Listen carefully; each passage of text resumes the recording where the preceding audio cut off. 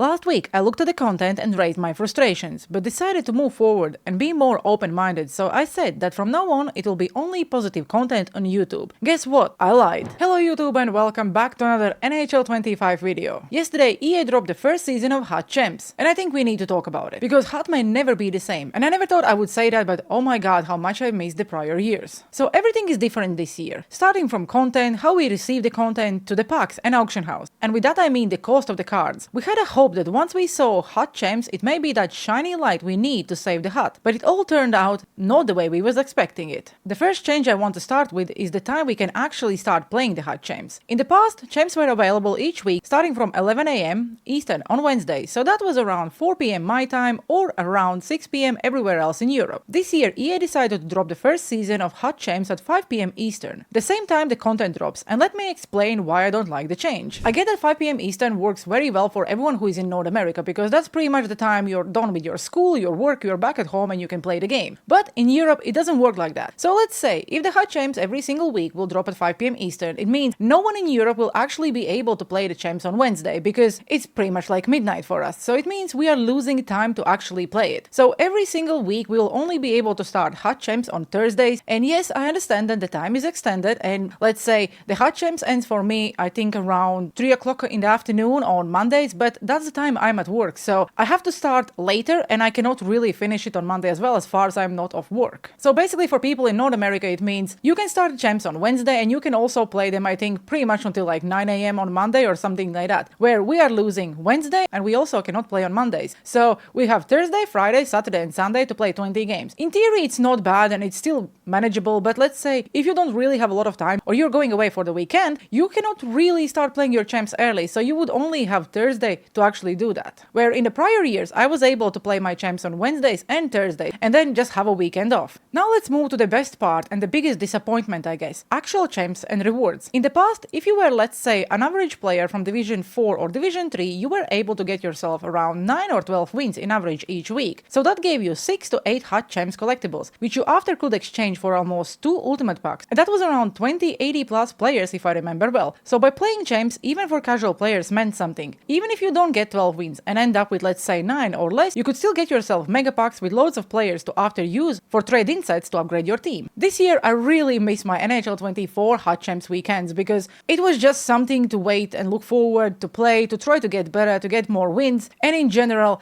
you knew you will be rewarded for your time. Even if you let's say you are not getting yourself 11 wins or whatever was the meta each weekend, you still knew you will get enough packs and you will be able to improve your team. This year everything changed. Same as prior years, Champs are 20 games where you have to play your 3 placement or rank games before you start facing opponents closer to your rank. If you play only let's say your 3 games and you didn't get a single win, you will still get yourself a random 75 overall player and 250 coins. Wow. If you get yourself 1 win, you get Hot Champs mini pack and 1000 coins. If you get yourself 2 wins, you get Hot Champs deluxe pack and 1000 coins. For 3 wins you get a prime pack and 1000 coins. For 4 wins you get a premium pack and 1000 coins. For 5 wins it's a super pack, whatever it means, and 1000 coins. For 6 wins you get Hot Champs premium pack and Hot Champs mini pack and 2000 coins. For 7 wins you get a super pack and mini pack and 2000 coins. 8 wins will give you epic pack and mini pack and 2000 coins. 9 wins will give you the mega pack. I really hope that this mega pack is the same as it was last year, because then at least we have a hope. Also all these packs are tradable, so whatever you pull you can actually sell, and of course we get 2000 coins. At 10 wins we don't get any packs, but we get ourselves a Hot Champs Patrick Marleau 84 overall card and 2000 coins. On a paper the card looks okay. Decent skating, decent shooting, the hands and defense could be possibly better, silver wheels, not a bad card to add to your team. But again, you need 10 wins and majority of the community will not be able to do that. I also understand that this is the most competitive mode, so I'm not expecting to get a free 84 overall card, but at the same time, that's all you're getting.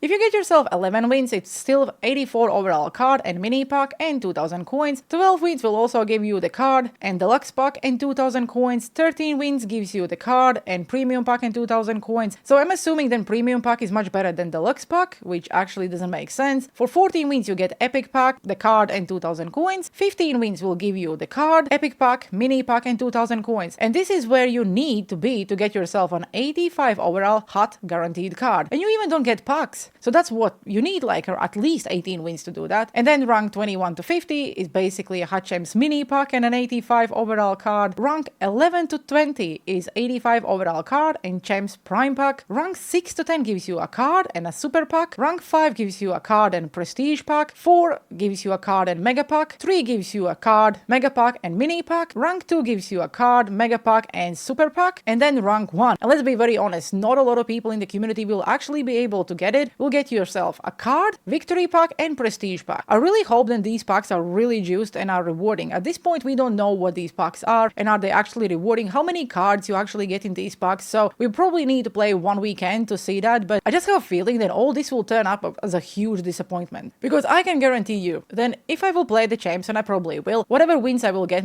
probably the best pool will be 75 overall card. If we go back to rewards, why do we get 2000 coins, for example, at 6 or 7 wins? How would it help you when you can earn the same amount of coins by just doing few objectives when you play the modes you like, just asking for a friend? Let's say it's my first week and with my free-to-play team I only get 8 wins. I get an epic pack and mini pack. What are the odds of me being able to in any way get rewarded for the time I spent playing the game? And yes, I will repeat myself. I know the Hot Champs is the most competitive mode, so I'm not expecting to see, I don't know, choice packs or stuff like that after 5 wins. It needs to be rewarding, but in a prior years, even the casual players at least had a chance to improve their team and try to just become a better player. This year you will play the champs and I will bet you then a lot of people will not even try to get, let's say, rank 100 because there is no point. So you probably will play more difficult opponents each week, and even by sweating in Hot Champs every single weekend, you will not be rewarded. Again, I don't know what are the packs and I really hope that it would say at least what we can get. Some maybe pack guide from EA would actually be helpful, but why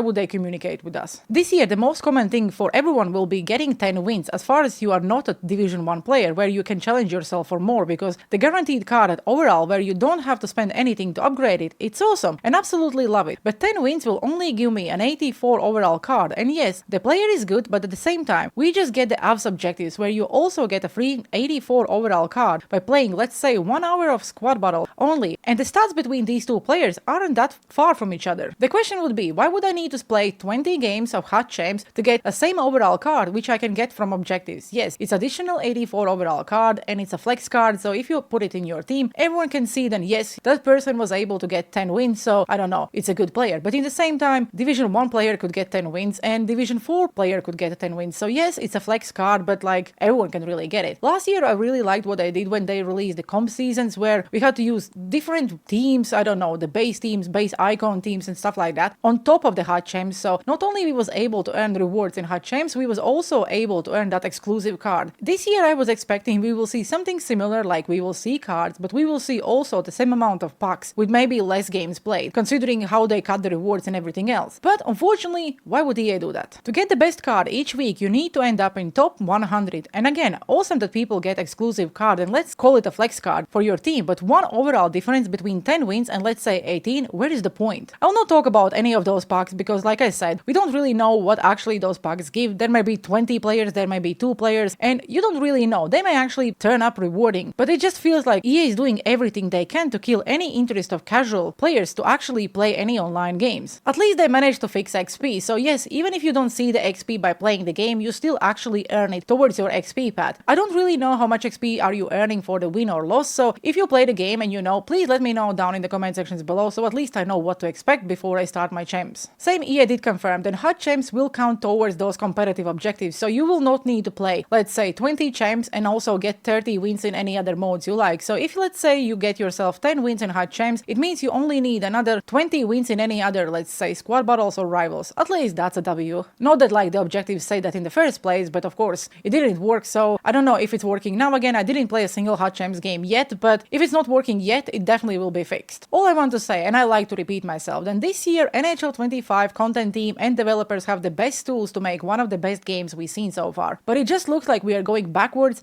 every single week, and every single content drop is just a big letdown. Again, some people may be happy with the changes, some people may be happy with the Hot Champs, some people may be happy with everything what EA is doing, and that's fine. If you're having fun, that's absolutely fine. I'm really happy for you. All I'm doing is just raising my frustrations and speaking up about things I just don't really understand. I still have hope, and I will try to stay positive and open-minded with the hope that maybe EA will turn things around and we will see much better Season Season 2. Again, all these things are new and they're just trying something, and if it doesn't work out, I just hope that they will learn from their mistakes, listen to the community, and in general, just change them. So far, there was a lot of feedback, but we didn't really see any major changes. Also, I believe that some communication from EA would be nice. Like, they released a lot of new packs and they didn't really explain anything what you're getting in these packs. 100% saw all the Reddit posts, all the X posts, and everything else. If they would just release a post on, let's say, any social media where they explain every single pack and what you can get, that could possibly answer a lot of questions we have. At this point, how the game looks and how the content looks, if you're a casual player and outside from North America, you actually are screwed if you like to play online, because there is really nothing rewarding. If you cannot play this game a lot, you don't have a lot of time, and you just want to, I don't know, play a few hours after work, then unfortunately, I don't think you will actually be able to get a good team very quickly. And yes, I'm not expecting that the team build actually should be easy. You have to play for your rewards, and that's fine. I don't mind grinding the game. I don't mind putting the hours into the game, but I just want to feel rewarded. At this point, if we compare it to the NHL 24, if we compare it to NHL 23, let's say I put 50 hours in this game just playing the game, I probably would get around 25% of the rewards I would get any of the prior years. Hopefully, in the longer run, it turns out actually not that bad, but